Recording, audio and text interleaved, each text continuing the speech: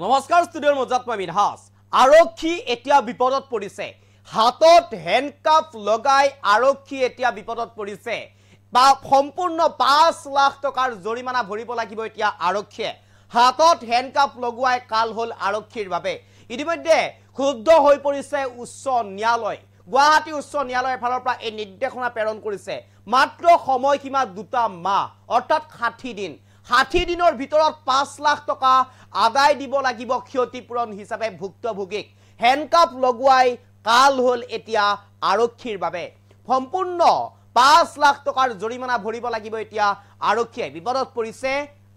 আৰক্ষী এই মুহূৰ্তত খবিকাক লৈ বেকনে চেষ্টা কৰিছো হাতত হ্যান্ডকাফ লগাই বিপদত পৰিল অসম আৰক্ষী 5 লাখ টকাৰ জৰিমনা ভৰিব লাগিব এতিয়া আৰক্ষীয়ে 5 লাখ টকাৰ জৰিমনা ভৰিব লাগিব এতিয়া আৰক্ষীয়ে গ্ৰেপ্তাৰৰ সময়ত মানা নাছিল কোনো আইনী নিয়ম নামানকৈ গ্ৰেপ্তাৰ কৰিছিল হাতত হ্যান্ডকাফ লগাইছিল আৰক্ষীয়ে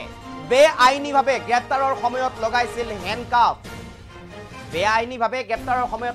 হ্যান্ডকাফ আৰু তাৰ পিছতে আৰক্ষী এতিয়া ক্ষুব্ধ হৈ পৰিছে আৰক্ষীয়ে নিয়ম নামানাৰ বাবে কঠোৰ গুৱাহাটী উচ্চ ন্যায়ালয়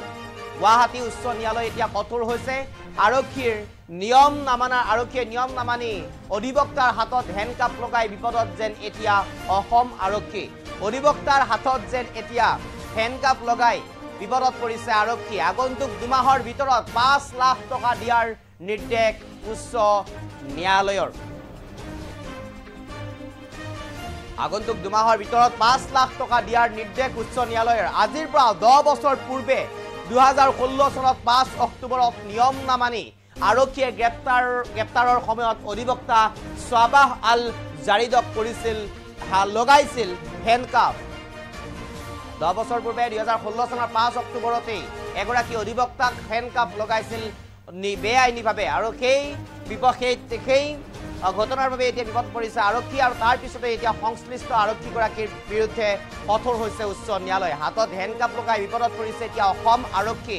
এক প্ৰকাৰ গুৱাহাটী উচ্চ ন্যায়ালয় এতিয়া ক্ষুব্ধ হৈ পৰিছে হাতত হ্যান্ডকাফ লগোৱাৰ বাবে আৰক্ষীলৈ জাননী জাৰি কৰিছে সম্পূৰ্ণ 10টা বছৰ আইনী মেৰপাছত সোমাই থকাৰ পিছত ইতিমধ্যে আদালতৰ ফালৰ পৰা ন্যায় প্ৰদান কৰিছে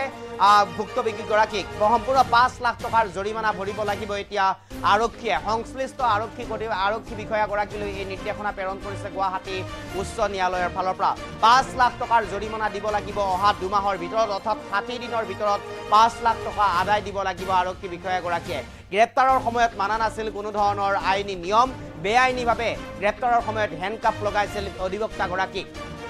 আৰু যাৰ বাবে ক্ষুব্ধ হৈ পৰিছে এতিয়া গুৱাহাটী উচ্চ ন্যায়ালয় আৰু সেইভাৱে হ্যান্ডকাফ লগোৱাৰ সময়ত বেআইনীভাৱে হ্যান্ডকাফ লগাইছিল যাৰ বাবে এতিয়া এই